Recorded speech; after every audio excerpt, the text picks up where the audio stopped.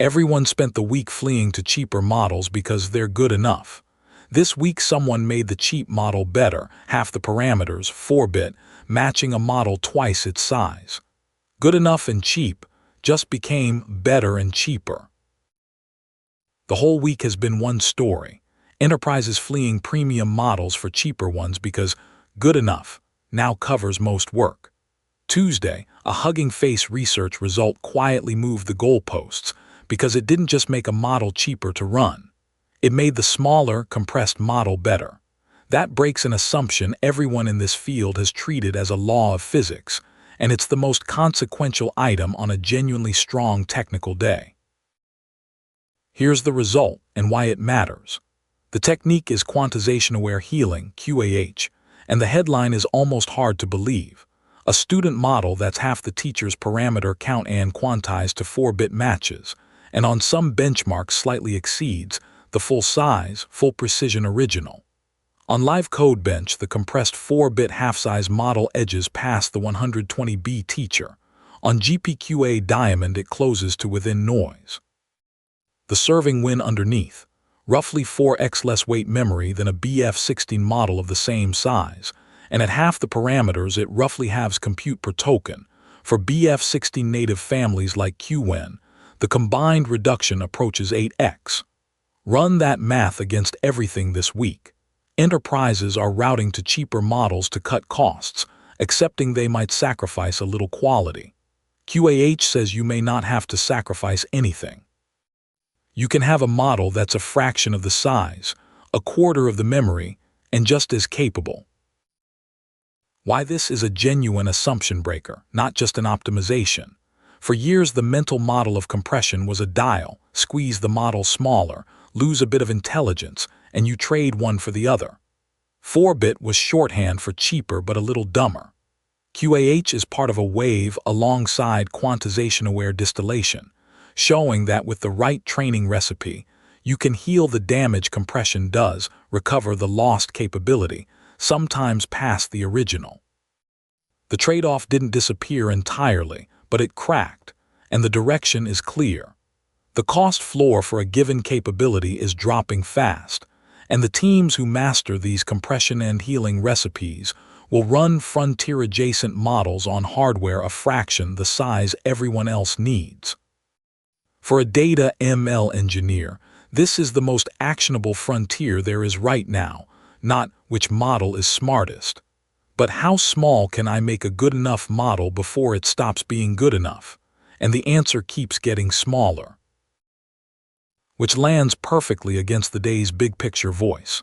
Dylan Patel, via Dwarkesh, arguing Anthropic and OpenAI will control most of the world's compute by 2028. Read QAH as the counter-thesis.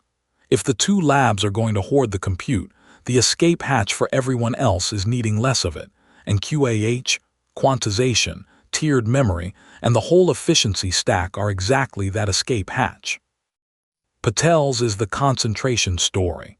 The Hugging Face paper is the decentralization response.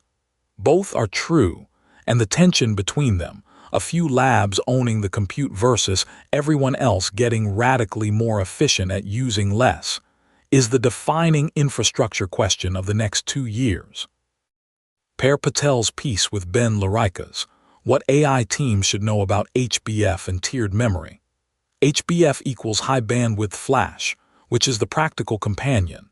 As memory becomes the real bottleneck, the SK chairman memory is economic security, thread from weeks ago. Tiered memory, keeping hot data in fast memory, cold data in cheaper flash, is how you serve big models without paying for all premium memory.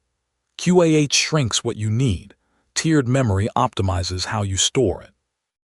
Same war, two fronts. Larica's other piece today is the one to actually sit with, and it's characteristically contrarian. I keep hearing the same advice about agents. After a summer where every brief, including this one, told you to build agents carefully, govern them, add guardrails, Larica pushes back on the sameness of the advice, the way the whole industry converged on identical talking points that may be more comfortable than useful. It's a healthy check on the consensus, including the consensus this run has helped build. Read it as the reminder that when everyone's giving the exact same advice, it's worth asking what everyone's missing. Now the most used thread of the day, and it's a milestone worth marking. Starburst published context engineering for Snowflake, one day after context engineering for Athena. That's context engineering shipping as vendor documentation for the second major engine in 2 days. Remember, this entire 6-week run opened with the argument that the semantic context layer was becoming the core data engineering job, and that context engineering was more than a buzzword. Here's the proof complete. It's now standard how-to content per platform, rolling out engine by engine, Athena Monday, Snowflake Tuesday.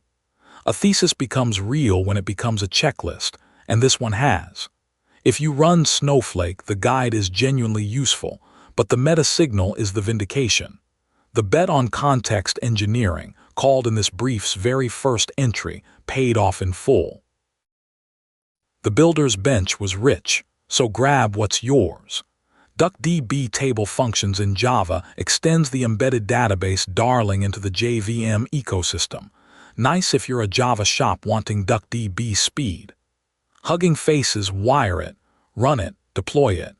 AI workflows in Gradio makes visual agent workflow building more accessible, the low-code agent trend continuing. Versal's Chat SDK added XChat and Notion support, bring your agent to where people already work. The assistant layer's steady absorption of every surface. And one that deserves a serious mention, OpenAI's disrupting a new covert influence campaign from Russia. The reminder that the same generative capability powering all of this is being actively weaponized for disinformation, and that the labs are, at least publicly, hunting it. On a technical day, it's the human stakes anchor. Simon Willison's contribution is a delightful full-circle note. EVE Online, the move to Python 3 begins. The same game DeepMind cited in its AI research retrospective last week, now doing the deeply unglamorous work of a Python 2 to 3 migration. AI writes headlines. Somebody still has to port the legacy code.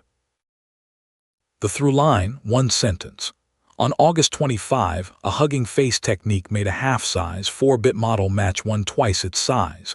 Breaking the smaller means dumber assumption on the exact week everyone fled to cheaper models, which reframes the whole cost story. The escape hatch from a future where 2 labs own all the compute, per Dylan Patel, isn't a bigger budget, it's needing radically less compute for the same capability, and that frontier is moving fast. One thing to do today. If you run models at any real scale, put model compression on your actual roadmap, not as a someday optimization, but as a now priority. The week's dominant lesson was route to cheaper models. This adds a sharper one. Make your models cheaper without losing capability. Look at your most expensive inference workload and ask whether a quantized, distilled, or QAH-style compressed version could serve it at a fraction of the memory and compute. The research says the quality gap you're afraid of may be smaller than you think or gone. In a world heading toward compute concentration, Patel, and rising hardware costs, the teams that master same capability, a quarter of the resources, will have a structural cost advantage over the ones still paying full price for full-size models. The frontier that pays your bills isn't bigger. It's smaller, done right.